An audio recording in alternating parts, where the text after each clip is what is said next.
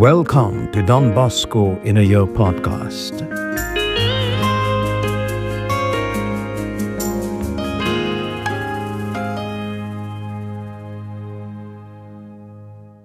Day 35.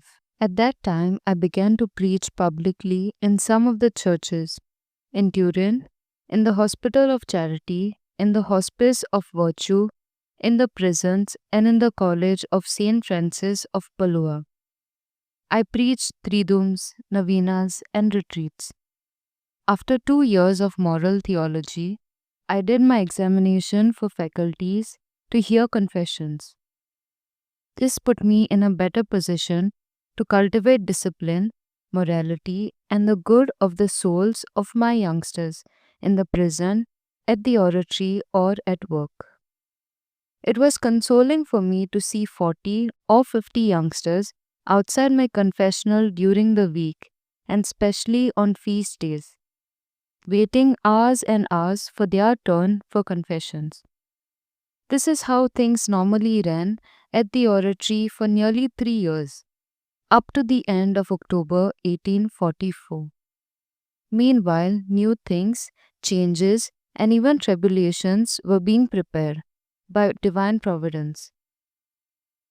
When I had completed 3 years of moral theology, I had to undertake some specific sacred mystery. Camolo's uncle, Father Joseph Camolo, parish priest of Cinzano, was now advanced in years and sick. He was advised by the Archbishop to ask me to help him administer his parish, which he was too old and infirm to handle any longer. Dr. Guala himself dictated my letter of thanks to Archbishop Fransoni. He was preparing me for something else. One day, Father Cafasso took me aside and said, "Now that you have finished your studies, you must get to work. These days, the harvest is abundant enough. What is your particular bent? Whatever you would like to point me towards.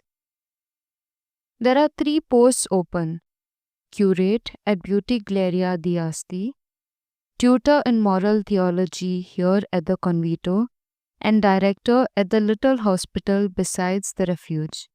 Which would you choose? Whatever you judge best. Don't you feel any preference for one thing rather than for another? My inclination is to work for young people, so do with me whatever you want. I shall know the Lord's will in whatever you advise. At the moment, what's the wish nearest your heart? What's on your mind? At this moment, I see myself in the midst of a multitude of boys appealing to me for help. Then go away for a few weeks' holiday. When you come back, I'll let you know your destination." I came back from the holiday, but for several weeks, Father Cafasso never said a word, and I asked him nothing. One day he said to me, "Why don't you ask me about your destination?" "Because I want to see the will of God in your choice, and I don't want my desire in it at all. Pack your bag and go with Dr. Borelli. You'll be director at the little hospital of St. Philomena, and you'll also work in the refuge.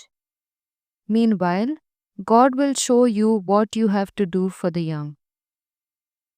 At first, this advice seemed to cut across my inclinations.